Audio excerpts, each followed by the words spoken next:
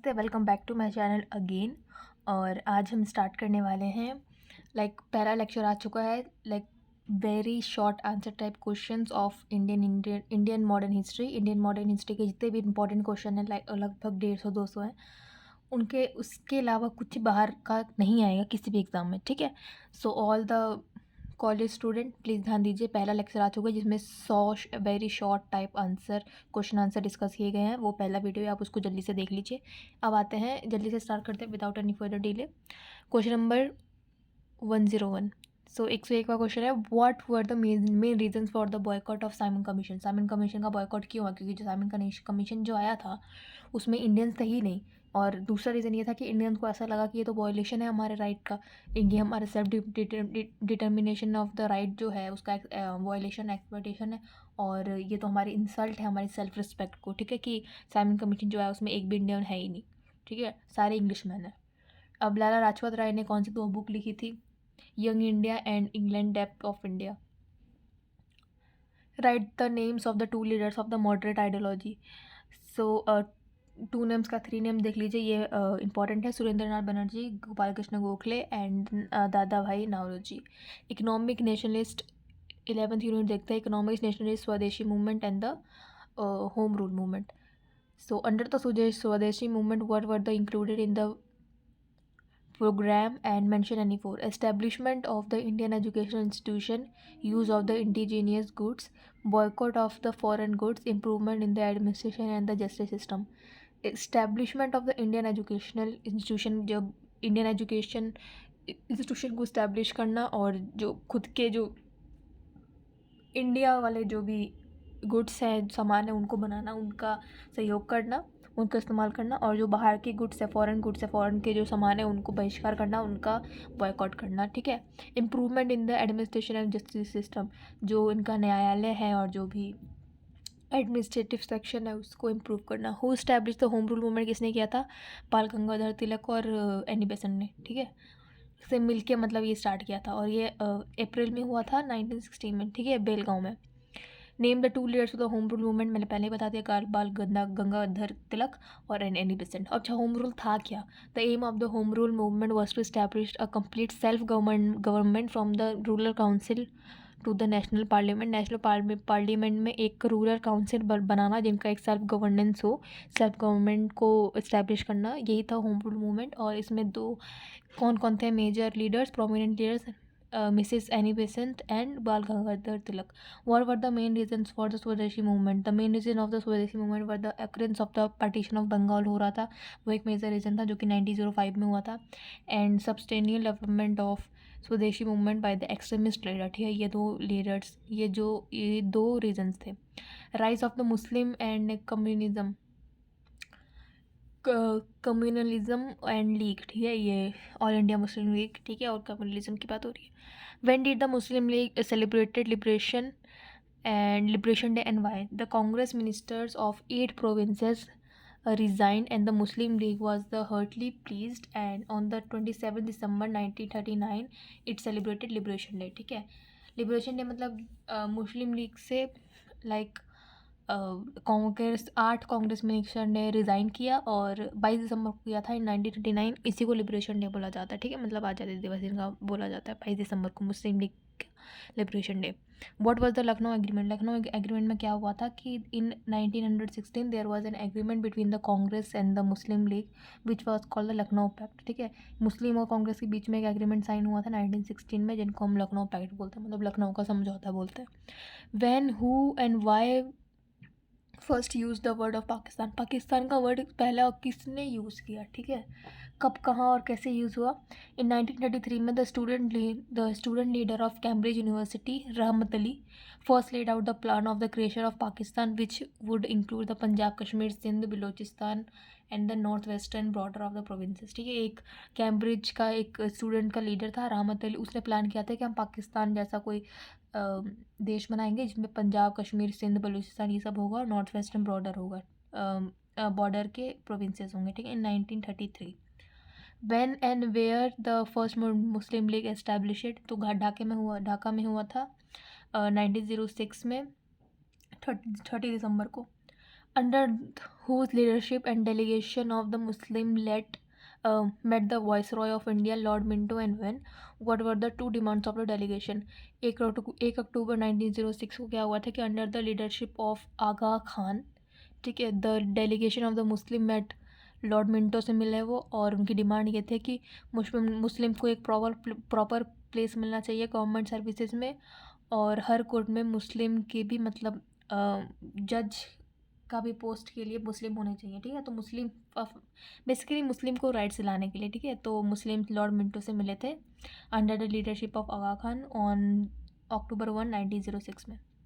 When and where the direct action of the Muslim League started? On August 16, 1946, in Bengal, the Muslim League decided to take direct action for the attainment of Pakistan, ठीक है। Nationalism under the Gandhi's leadership and Gandhi's ideology and methods of non-cooperation, civil disobedience movement and Quit India movement। Gandhi ji के ideologies और उनके movement के बारे में थोड़ा सा देख लेते हैं, इंपॉर्टेंट है ये तो काफ़ी। What changes in the form of the national movement under the Gandhi's leadership? The form and the functioning of the Indian national movement changed radically with the reins of the Congress in Gandhiji's hand. With the arrival of Gandhiji, the Congress took the form of a mass movement, ठीक है। The form of functioning of the Indian national जो movement था उसको directly radically change हुआ with the teams of the Congress in the Gandhi ji से। जैसे गांधी जी के हाथ में गया है Congress party, Indian national movement change होगा radically. And with the arrival of Gandhi ji, जैसे इनका आगमन हुआ, मास मूवमेंट चालू हो गया, ठीक है। What do understand by the Gandhi यात्रा और दांडी मार्च? तो Gandhi ji along with the 79 workers के साथ वो साबरमती आश्रम छोड़ के सिविल ओबीडियंस मूवमेंट स्टार्ट किया टूवर्ड्स द दांडी बीच, ठीक है। दांडी बीच से स्टार्ट किया 79 हिज वर्कर से, ठीक है। इन 12 मार्च, डेट याद रखिएगा, 12 मार्च, लाइक दांडी मार्च भी बोला जाता है, तो मार्च में 12 मार्च 1930 में। Who founded the Harijan Sevak Sangh and when? Gandhi ji ने किया था हरिजन सेवक संघ इन 1932।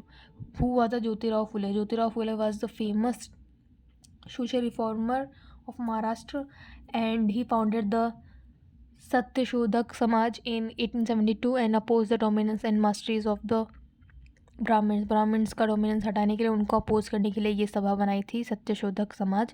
और ज्योतिबाई फुले एक सोशल रिफॉर्मर थे महाराष्ट्र के। Mention 2 works done by the doctor B R Ambedkar, Dalit upliftment, ठीक है। फॉर द दलित को अपलिफ्ट करने के लिए डॉक्टर बी आर अम्बेडकर ने कौन से 2 काम किए थे? तो उन्होंने राइट की अनटचेबल वाले जो राइट था वो पब्लिक प्लेस पे लाइक यूज़ करना चालू किया, अनटचेबल्स वाला, ठीक है। फोकस किया कि the right of the untouchables to use public place, ठीक है। He gave the legal measures for the improvement of the condition of the Dalits के जो कंडीशंस इम्प्रूवमेंट हो उसमें लीगल एक्शंस और लीगल मेजर्स लिए गए। What was the Kakori case? Kakori case क्या था? 10 employees led by the Ram Prasad Bismil looted the government treasury at Kakori railway station near Lucknow. The revolutionaries were prosecuted in what is called the Kakori case. Kakori case में क्या होता है? राम प्रसाद बिस्मिल के साथ एम्प्लॉय थे, उन्होंने गवर्नमेंट ट्रेजरी लूटा था, ठीक है। काकोरी रेलवे स्टेशन जो लखनऊ से है, लखनऊ के पास है, वहाँ से लूटा गया था गवर्नमेंट ट्रेजरी, ठीक है। राम प्रसाद बिस्मिल, उसी को कह देते हैं काकोरी प्लेस, ठीक है, क्योंकि काकोरी रेलवे स्टेशन से हुआ था जो कि लखनऊ के पास है। Who founded the Indian National Army and when? ठीक है, who founded the Indian National Army and when? In June 1942 captain Mohan Singh, ठीक, captain Mohan Singh establish the Indian National Army in Tokyo, ठीक है। Who founded the Azad Hind Fauj and when? सीधी सी बात तो सुभाष चंद्र बोस जी ने किया था आज़ाद हिंद फौज, मतलब Indian National army, on 8 July 1943। And army का स्लोगन वहीं पे था कि चलो दिल्ली और जय हिंद। मेंशन 2 सक्सेसेस ऑफ आज़ाद हिंद फौज। अथॉरिटी ओवर द रंगून हुआ था और अथॉरिटी ओवर द कोहिमा, ठीक है। ये 2 सक्सेस था कि रंगून के ऊपर अथॉरिटी हुआ था और कोहिमा और रंगून, कोहिमा रंगून याद कर लीजिएगा, ठीक है। अगर वुमेंस की बात करें तो क्वीन गाइडिन लियो, ये कौन थी? Queen Gaidinliu was the revolutionary Naga woman थी and he try to drive the British out of the Manipur. She was sentence to 14 years in prisons, ठीक है। देखिए जो लेडी थी क्वीन गाइडिनलियो, वो नागालैंड मतलब एक नागा वुमेन थी, ठीक है, वहाँ से एक रिवोल्यूशनरी थी। और इनका एम था, मतलब ये इन्होंने ट्राई किया था कि ब्रिटिश को मणिपुर से हटाया, और इसी के लिए इनको सेंटेंस्ड हुआ था, लाइक 14 साल ये जेल में रही थी, ठीक है। Who was Kamala Devi Chattopadhyay? Kamala Devi Chattopadhyay was a national women. He practices the non-cooperation movement and were arrested and imprisoned. इनको भी लाइक इम्प्रिजन कर दिया गया था, जेल में डाल दिया गया था, अरेस्ट कर लिया गया था, क्योंकि ये एक नेशनल वुमेन थी, नेशनलिस्ट वुमेन थी, और ये भी नॉन कॉपरेशन मूवमेंट में साथ दे रही थी, ठीक है। What do you know about the Bina Das? Bina Das was a revolutionary movement of Bengal.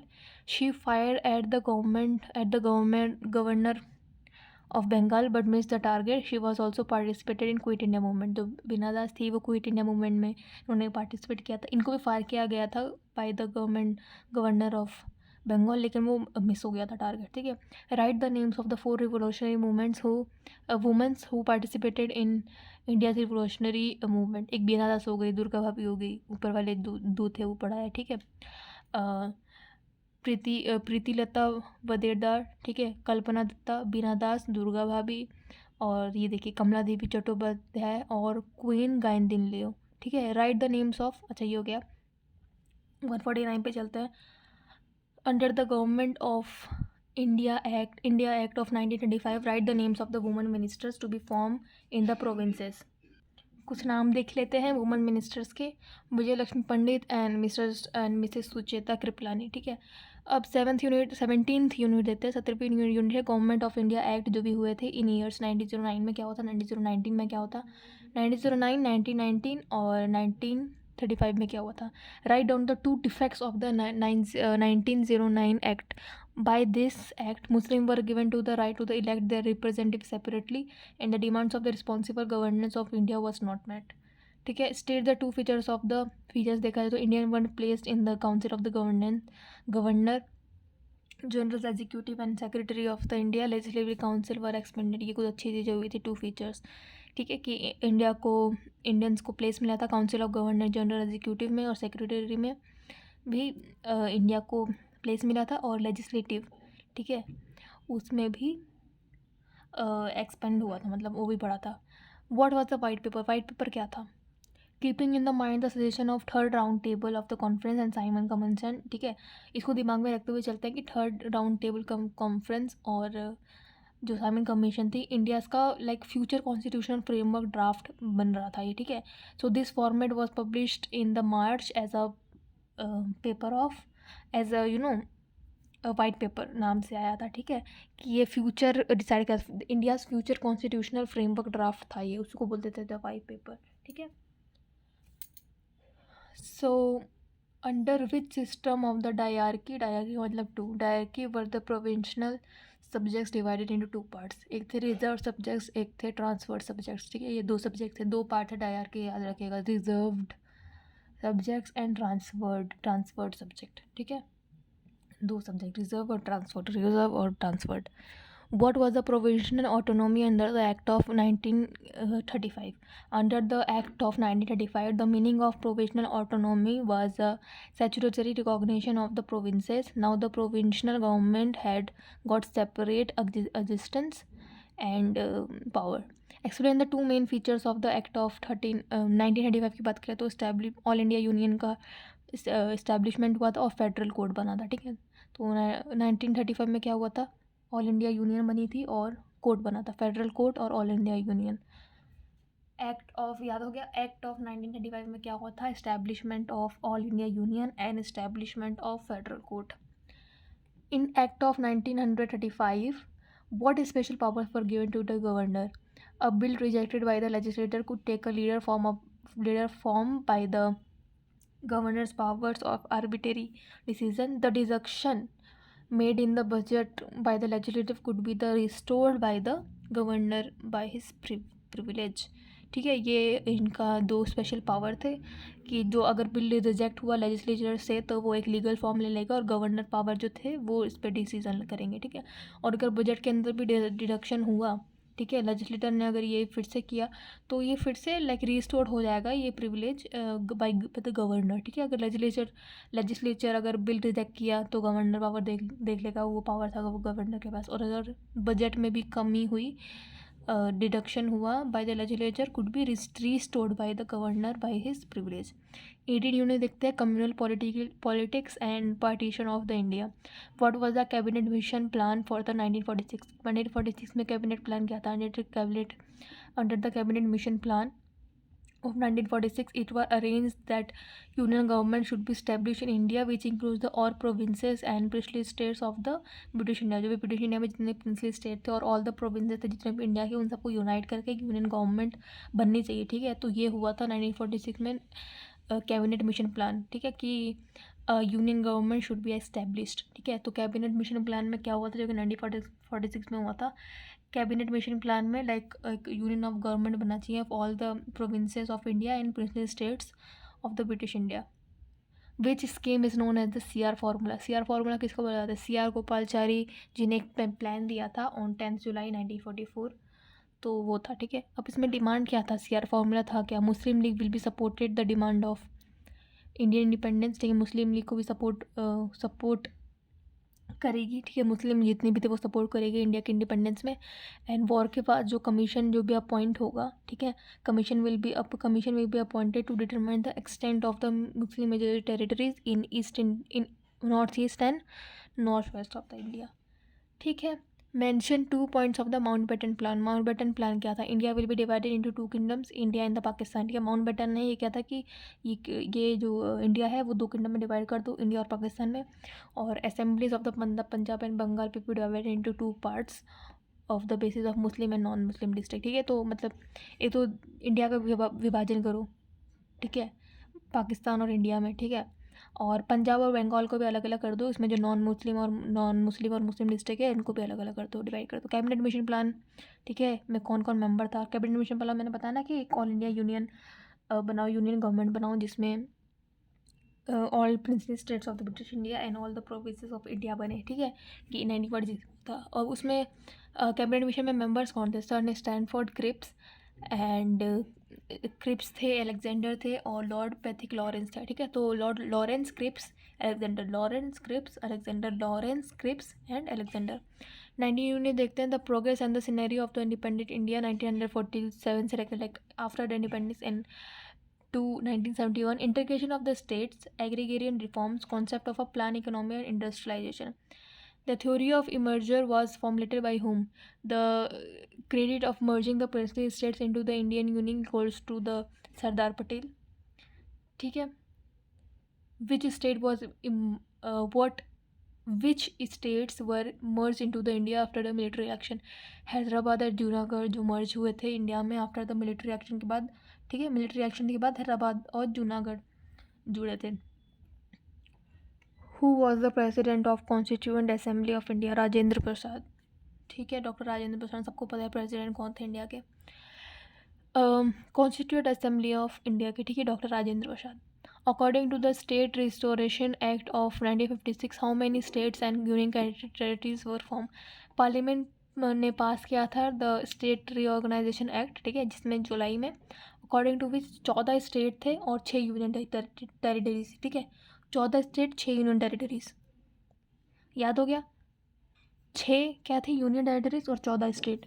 ठीक है, और ये किसके अंदर था? पार्लियामेंट पास किया था स्टेट रीऑर्गेनाइजेशन एक्ट, ठीक है, इन जुलाई 1956. When was the constitution implemented in India?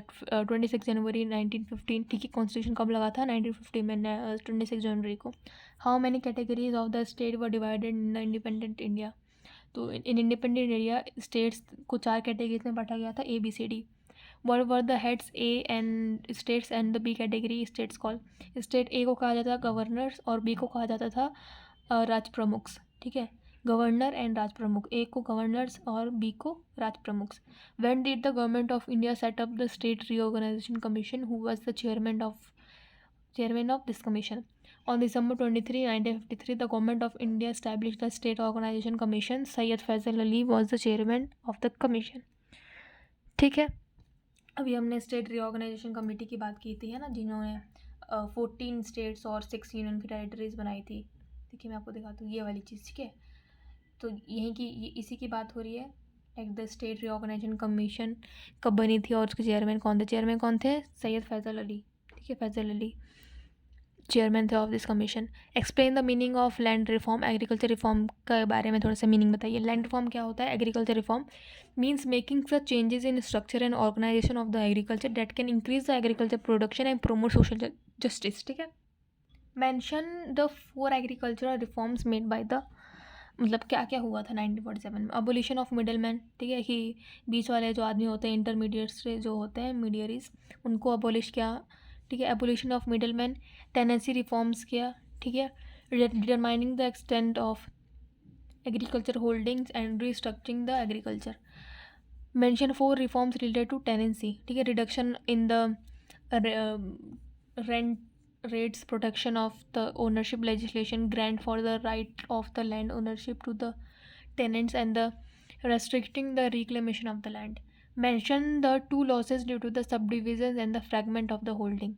Agriculture reforms created a possibility of loss in the place of profit. Uneconomical holding started to be created. Give the 2 reasons of the fragmentation of the holdings. Agricultural land had become the private property to the farmers. ठीक है, increase in the weight of population on the agriculture land. ठीक है, तो ये 2 regions है of the fragmentation of the holding. What why was a consolidation implemented? Consolidation क्यों हुआ था? The consolidation was implemented to solve the problems of arising from fragmentation of the land. Fragmentation of land हो रहा था, उसको सुधारने के लिए, सॉल्व करने के लिए कंसोलिडेशन का इम्प्लीमेंटेशन हुआ था। Its purpose was to make uneconomic holdings economically useful. Explain the 2 economic objectives of the economic planning. ठीक है, explain the 2 economic objectives of the economic planning. Exploitation of the natural resources for economic development and achieving self reliance. ठीक है, exploitation जो हो रहा था natural resources का, economic का, उसके लिए एक इकोनॉमिक प्लानिंग करनी ज़रूरी थी, और उसका ऑब्जेक्ट, और अचीविंग सेल्फ रिलायंस मतलब आत्मशक्ति। ठीक है, सेल्फ कॉन्फिडेंस तो होना चाहिए। Mention 4 problems of the industrialization. Generating constraints by the state for the license. Public sector becoming a major area of inefficiency. Lack of the capital, ठीक है, पैसे की कमी. Not being able to self-sufficient in the indigenous technology. ठीक है, India में उतनी अच्छी कोई टेक्नोलॉजी नहीं थी, तो वो सेल्फ सफिशिएंट नहीं थे। तो यही कुछ प्रॉब्लम्स है इन इंडस्ट्रियलाइजेशन। अब देखते हैं फॉरेन पॉलिसी के बारे में, देख लेते हैं। Foreign policy and the major element of the Panchsheel theory propounded by the Nehru. Mutual respect. ठीक है, 5 चीज़ें थी। ठीक है, चलिए ये बता देती हूँ कि म्यूचुअल, और ये पंचशील ट्रीटी हुई किसके बीच में थी पता है ना? चलिए मैं बता देती हूँ। ये हुआ था चाइना, ये बस ये ट्रीटी इसलिए हुई थी कि इंडिया और चाइना में वॉर ना हो। ठीक है, to avoid the war between the China and India. ठीक है, नेहरू जी ने प्रोपाउंडेड किया था। इसमें क्या बोला था इन लोगों ने? 4 चीज़ें जो ट्रीटी साइन की थी, पंचशील कॉन्सेप्ट। पंचशील समझौता में 5 चीज़ें थी कि the mutual respect for the territorial integrity and supreme power, हम आपकी रिस्पेक्ट करेंगे, आप हमारी रिस्पेक्ट करना। नॉन अग्रेशन, कोई वॉर नहीं करेंगे हमारे बीच में। इंटरनल अफेयर्स में, इंटरनल मैटर्स मतलब आपके देश में जो हो रहा है उसमें हम नहीं घुसेंगे, आप हमारे में नहीं घुसेंगे। ठीक है, non interference in the internal materials. Equality and mutual benefits, अगर आप हमारे में व्यापार करें, हम आपके में व्यापार करेंगे, म्यूचुअल बेनिफिट्स होना चाहिए। और पीसफुल कोएजिस्टेंस, और दोनों शांति से आराम से अपना काम करेंगे। और इंटरनेशनल बेनिफिट्स भी बोल सकता है, मतलब अगर आप कहीं इंटरनेशनली फंसे वॉर में या फाइनेंशियली तो हम आपकी मदद करेंगे, और हम फंसेंगे तो आप हमारी मदद करना। ठीक है, what do you understand by the non alignment? Non alignment movement क्या था? ठीक है, नॉन अलाइनमेंट का मतलब होता है the policy of the government of India to remain separate from the factions of the Soviet Union and America is known as the policy of non attachment और the non alignment. मतलब जो government की policy है Soviet Union मतलब Russia और America के जो faction है उनसे दूर रहना। ठीक है, उसी को बोला गया था नॉन अटैचमेंट और the policy of non alignment. ठीक है, the policy of government of India to remain separate from the factions of Soviet Russia and America is known as the policy of non attachment और the policy of alignment. ठीक है, कि उनसे दूर रहना, remain separate from the faction of Soviet Russia and America. Give 2 reason for the India to adopt the policy of non alignment. उन्होंने क्यों सोचा? क्योंकि maintaining the freedom to express views, है ना, कि खुद की भी स्वतंत्रता जरूरी होती है। ठीक है, एक्सप्रेस करने के लिए अपने व्यूज़, और हमारे पास खुद तो मतलब हम खुद इतने सक्षम नहीं हैं, मतलब इंडिपेंडेंट हमारे पास नहीं, तो हम आपके तो क्या ही उसमें व्यू पॉइंट दखल अंदाजी करेंगे। तो मेंटेनिंग अ फ्रीडम, एक फ्रीडम मेंटेन किया टू एक्सप्रेस व्यूज़। ठीक है, maintaining the independence of the countries intact, एक independence of the country intact किया, मेंटेन किया। ठीक है, now name the founding countries of the non aligned group. Non aligned group में था कौन कौन? यूगोस्लाविया था, अलग रहता था इंडिया रशिया के मतलब चूचलों से, ठीक है। यूगोस्लाविया अलग रहता था, non detachment. India, Indonesia, Egypt और घाना, ठीक है। यूगोस्लाविया, इंडिया, इंडोनेशिया, इजिप्ट और घाना। इजिप्ट घाना तो देखिए साउथ अफ्रीका में, ठीक है, याद हो जाएगा। यूगोस्लाविया भी उसी साइड, ठीक है, अलग। और इंडिया इंडोनेशिया आई से है, ठीक है, और पास में भी है, इसे याद हो गया। यूगोस्लाविया, इंडिया, इंडोनेशिया, इजिप्ट और घाना, ये नॉन अलाइनमेंट ग्रुप में, ठीक है। How many nations are currently members of the MAM and when was the first conference head, ठीक है। मतलब नेशंस आर करेंटली मेंबर्स, कितने करेंटली मेंबर्स हैं MAN में, और फर्स्ट कॉन्फ्रेंस कब हुआ था? तो 120 नेशंस, ठीक है, करेंटली हैं NAM में। और फर्स्ट कॉन्फ्रेंस कहाँ हुआ था? बेलग्रेड में हुआ था, ठीक है, जो कि सितंबर में हुआ था 1961 में, ठीक है। तो 120 nations are currently members of the NAM। Who gave the non alignment concept and when? किसने दिया था? जवाहरलाल नेहरू ने दिया था कि दूर रहो भाई अमेरिका और रशिया के उनसे, ठीक है। On 7 December 1946। Panchsheel treaty means क्या थी कि this is the basically the to avoid the war between China and India, ठीक है। By the principle of punctual relation of the conduct with each other have been determined for the nations, ठीक है। The Panchsheel theory was founded by Hume and when? तो सीधी सी बात है, मतलब किसने और क्या किया था? The 5 principle of the Panchsheel were formulated on the 29 April 1954 in agreement between the India and the China regarding the Tibet, ठीक है। कि तिब्बत से रिगार्डिंग जो भी थे, क्योंकि दोनों टच होते थे, तिब्बत से चाइना और इंडिया, उधर से भी और इधर से हम इंडिया। तो पंक्चुअल ट्रीटी ये थी कि आप नॉन इंटरफेरेंस मत कीजिए, म्यूचुअल बेनिफिट्स होगा, नॉन अग्रेशन, ठीक है, इंटरनल पीस होना चाहिए, और म्यूचुअल रिस्पेक्ट होना चाहिए between our in our territories, ठीक है, म्यूचुअल रिस्पेक्ट और पीस। और बेसिकली यही था, to avoid the war between China and India. तो ये एग्रीमेंट साइन किया गया, ठीक है। तो ये कुछ थे लगभग 186 क्वेश्चंस, ठीक है। पहले में 100 क्वेश्चन हो चुके थे, दूसरे में हमने 186 क्वेश्चन किए हैं, ठीक है। तो पहले वाले में 100 थे, इस वाले में 86 है, ठीक है। सो ये थे कुछ इम्पॉर्टेंट, ठीक है, क्वेश्चंस और of very short type question. ये एग्ज़ाम पॉइंट ऑफ व्यू के लिए, एग्ज़ाम से एक दिन पहले के लिए तो ये बहुत ही सही है, ठीक है। So this was all about the all the important questions of history of modern India, ठीक है। सो चलिए मिलते हैं नेक्स्ट लेक्चर में। ये सीरीज़ यहीं पे ख़त्म होती है। So thank you so much for watching. Do like, comment और शेयर, ठीक है। Thank you, bye.